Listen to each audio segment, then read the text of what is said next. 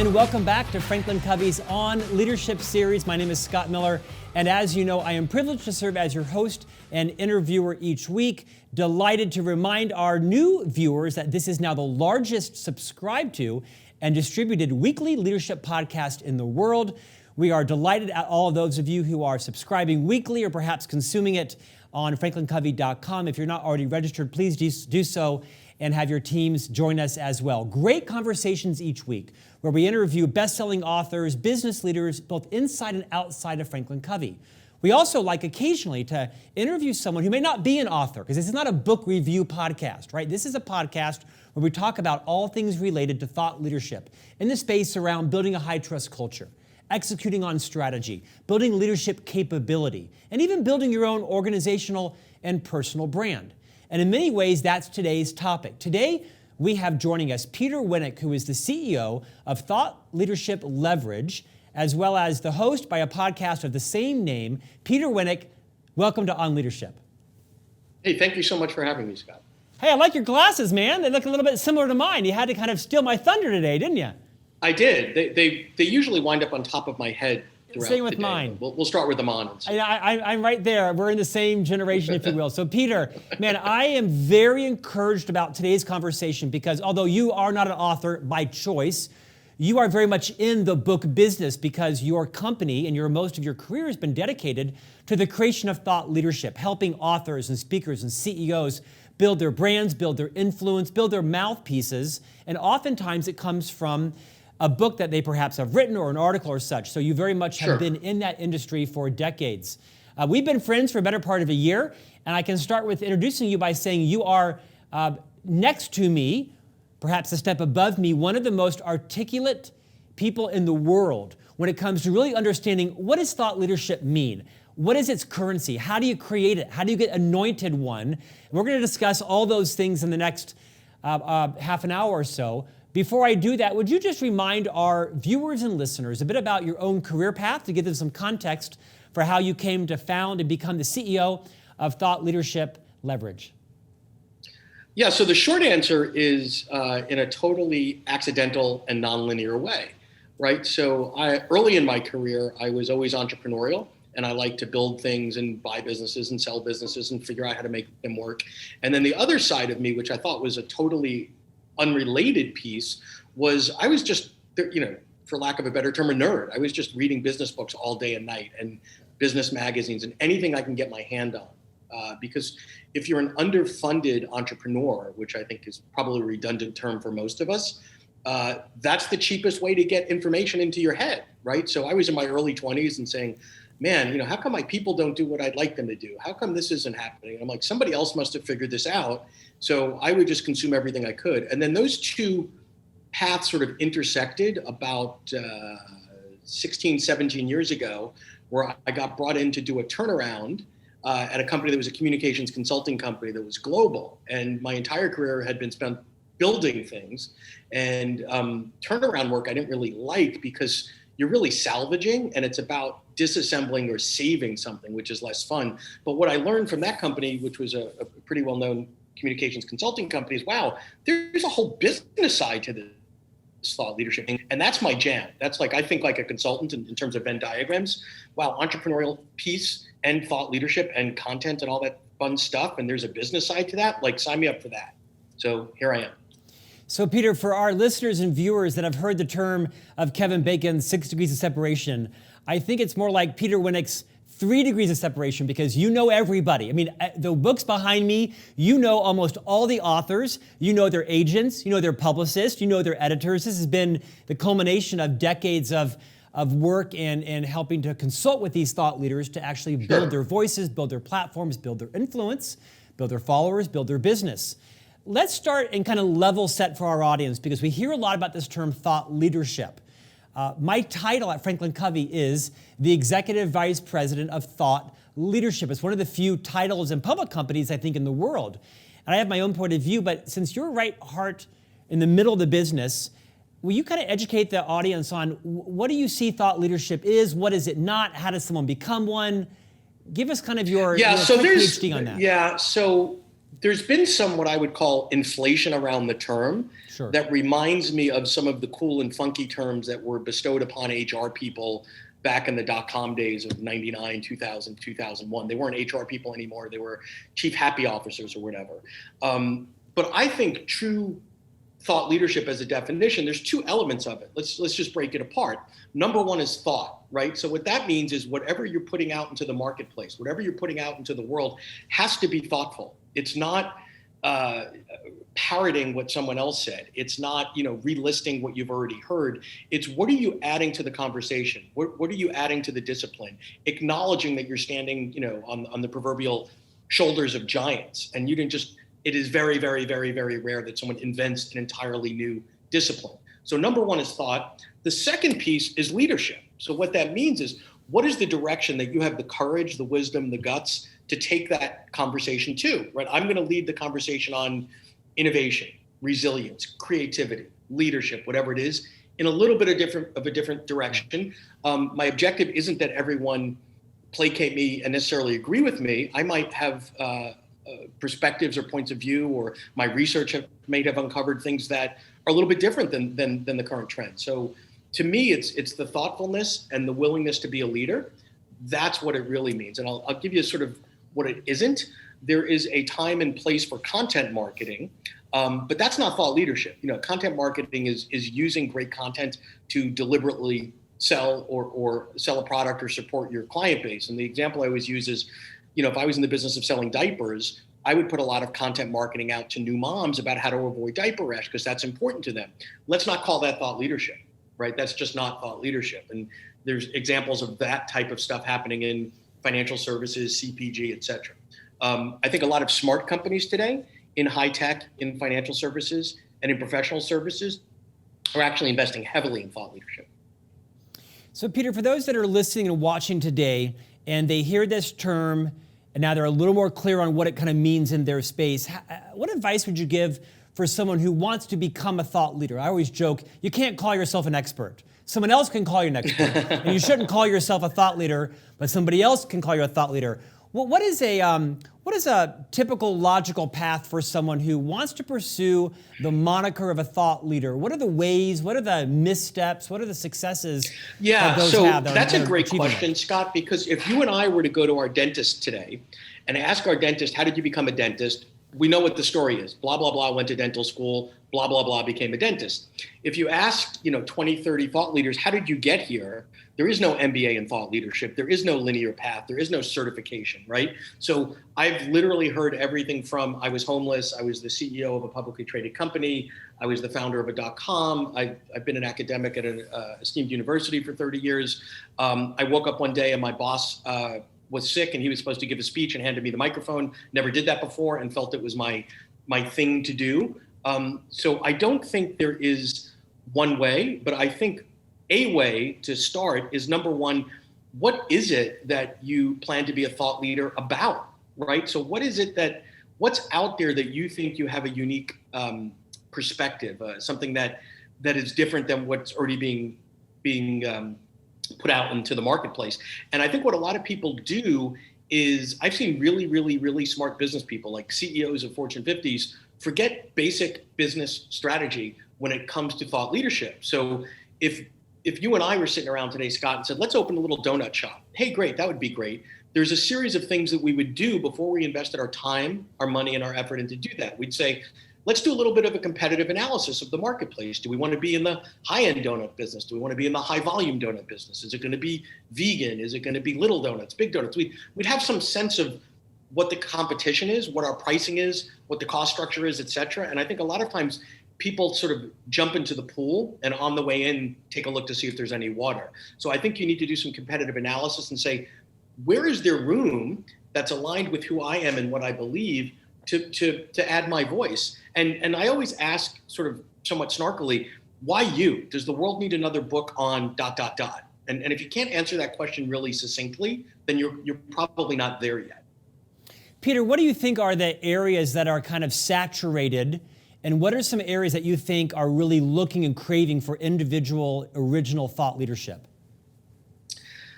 Yeah, so I think that what we have to understand is that thought leadership runs in parallel to the business world, right? There are cycles that happen and patterns that happen, et cetera. So just a few months ago, the things that were, quote, hot, in vogue, it was the employee experience, it was the war for talent.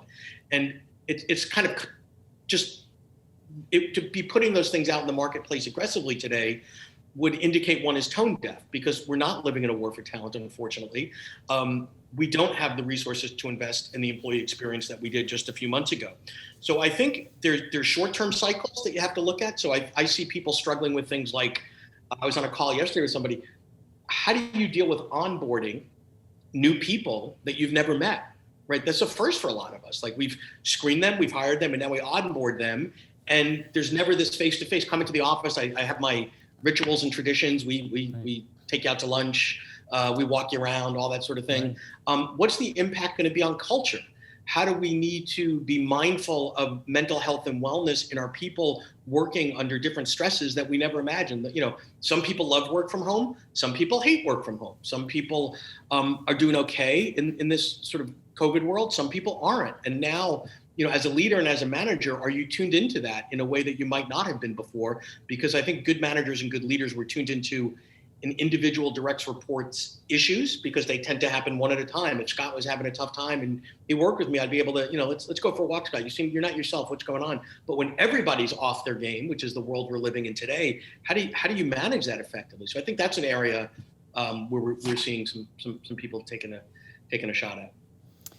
Peter, is there space in thought leadership for aggregators? Perhaps they don't have original thought, but they have the wisdom and the collective knowledge of many, and they're able to package it or present it in a way that feels fresh. Do you think that's an excuse for laziness intellectually, or is there a space for that? I would say, I would ask you, Scott, you've got a great podcast on it, right? As do I. So I think there's a time and place for aggregation. And I would argue that, you know, why are people tuning into this show? Most of them are your loyal followers, but they expect something of you in terms of the people that you're going to bring on are going to be somewhat interesting, somewhat creative, et cetera. So I think there's a place for aggregation. I don't think it could be the only drum that you beat. Peter, your firm, Thought Leadership Leverage, helps organizations, individuals really kind of create their platform, their strategy, their mouthpiece. Let's talk a little bit about what's changed. You know, it seems to me historically, maybe pre-COVID or even a couple of years ago, there was kind of a bit of a linear route, right? You wrote a book and it launched, and then you went on the speaking circuit, and maybe then you did your social media, and that's kind of how, the last 1,000 thought leaders were sort of minted by the marketplace or by their publicist or their agent. Yep. What is still the same, and what do you see as being blown up? Yeah, so I don't come from the book world, right? So a lot of people in this space are former agents or publicists or senior executive at a publishing house. I don't come from the book world. I've been around the book world a long time, and I don't believe the book can be the tail that wags the dog. So there used to be some rules that worked for some period of time until they didn't. There was the 18-month rule that if you were a thought leader, you should put out a new book every 18 months, even if it looked a lot like your last book, right? There was the notion that in order to get to the next level, whatever that meant, the higher level speaking fee, et cetera, you have to have a book. There was a fallacy around, if you self-published, that means that all the New York houses didn't think enough of this book to take it on. So I think, there's a lot of things that have changed. Number one is, you have to understand the business of publishing, and you have to understand your business. And there's only, as a thought leader, a short period of time where there's total alignment. So publishers, what do they want? They get paid number of books sold, period, end of conversation. And they want you to be successful. Publishers don't want their authors to not be successful, but their only benefit is how many units sold. They make some level of profit per unit.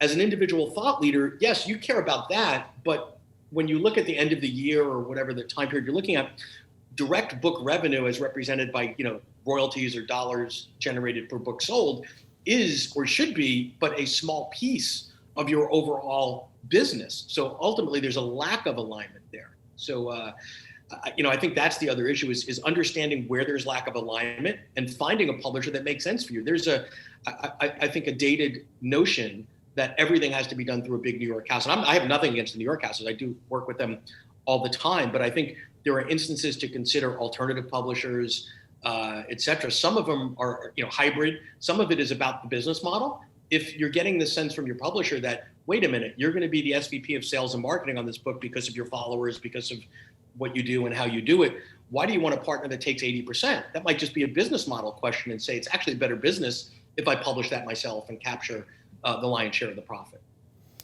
Peter, it seems like you and I travel in very similar circles. We know the same 1,000 people in the industry, and everyone's doing the same thing right now, right? Everyone came off the road on May 15th, some May 16th, some May 17th, and then they all went home and they stopped earning, $5, 10, 20, 30, 40, 50, $150,000 a day. And everybody's at home and they're trying to sort of regenerate their engagement, their profile. They're either writing more books, or they hosted a podcast, or they hired a publicist to get them on podcast. What is changing about how thought leaders reinvent their model, their economics, and get their message out? I would say, short answer, everything. Right? So let me unpack that a bit. So I can't tell you how many clients back in March I was talking to, clients, friends, colleagues, et cetera, were literally lost, $1 million in 2-3 weeks. Their whole year is gone, right? And there's a couple of different things that you have to think about here. Number one is content. As I stated earlier, is the content that you were putting out in February or March or last year, the year before, still on point today? And that's a really hard thing to think about. Say, wow, I was killing it. I didn't, this was great. Everybody loved it. And now there's no market for that. What are the adjustments that I need to make to my content to make it as relevant and poignant today, given the drastic change we've had in the world, in the business climate, recessionary conditions, et cetera. Second piece is the format, right? So if I was a really good stage person, and I think the mistake that many stage people make is it's all about the stage. And we've always been very deliberate and very strategic with our clients to say, listen, the stage is great. Anybody paying you $30,000 for an hour's worth of work, great. But that should be the beginning of a longer and more profitable relationship with your client. It shouldn't be the relationship, right? And if you don't have the product path to support that, that's a problem. So now what's happened is people that were doing great on stage are going, okay, there's no market for that. What can I do? And it's really hard to just say to the same client, okay, well, just put me on Zoom and I'll be really, golly gee whiz, I'll be really good and I'm worth that 25 or 30 grand. You have to reinvent the entire experience and you have to figure out, what is it? Why were they paying you? What were they paying you for? And there's certain things that can be recreated digitally, and there's certain things that can't. And I think it's those that are breaking it down to the molecular level and saying, it's not just a 45-minute Zoom or webinar or whatever experience. There's some stuff that we're going to do in advance. I've got some surveys and assessments, whatever. I'm going to create a custom video to your people in advance.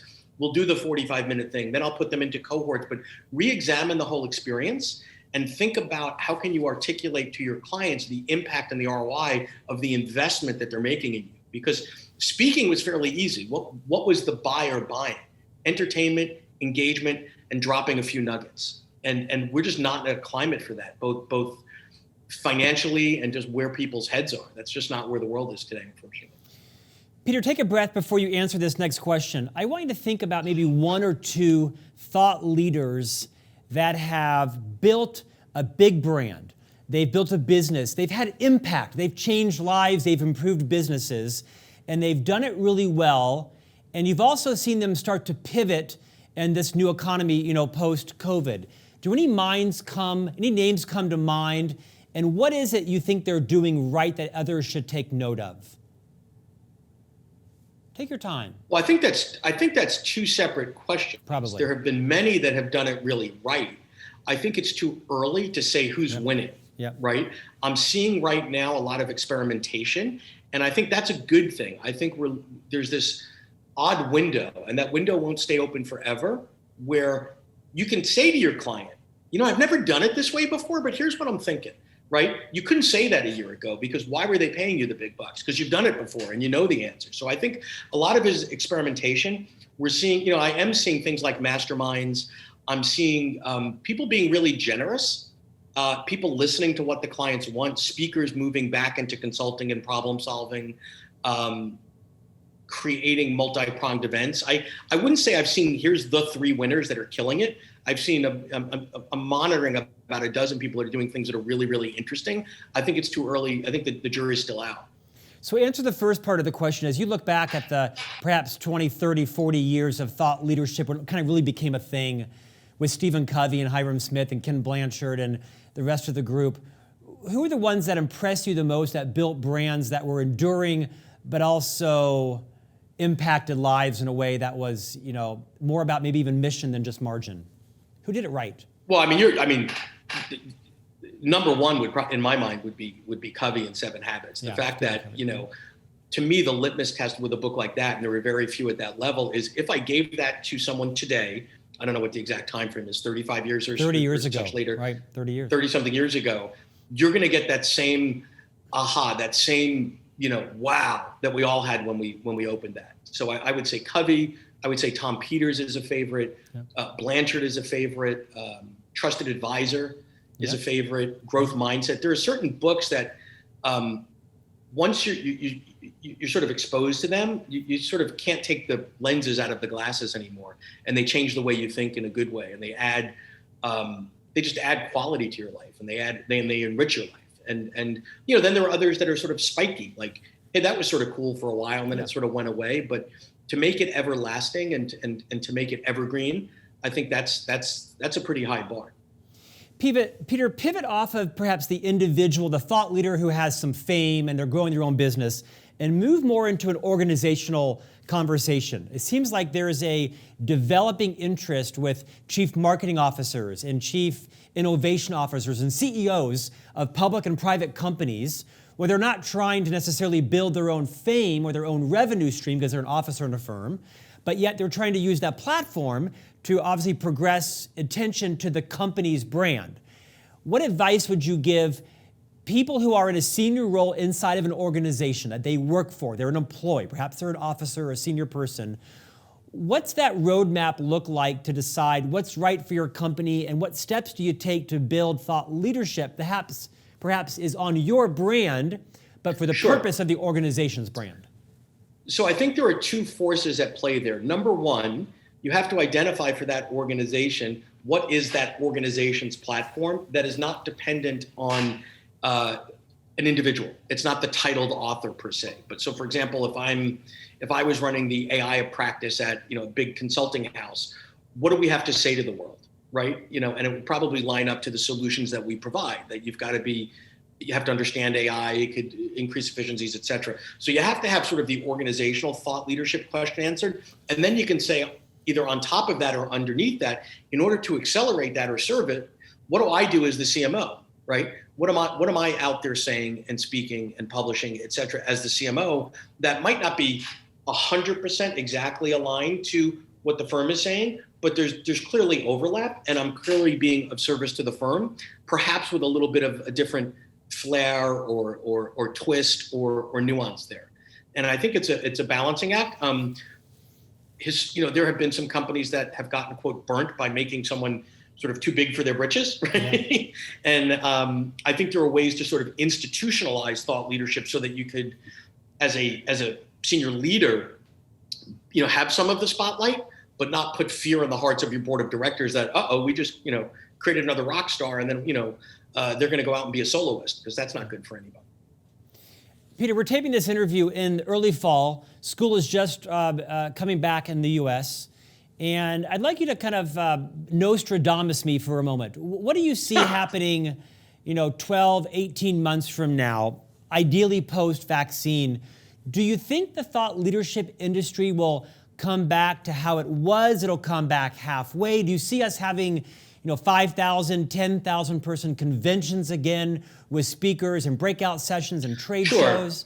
Where's that going? So I think it's going to be very different. There will be elements that are the same. So I think, first off, why were people going to so many events? That's the first question.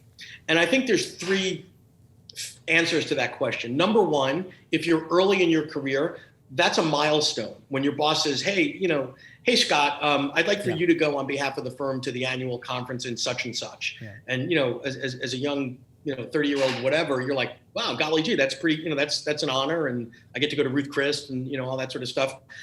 However, for most of us, wait, more time in our. I just shed a tear.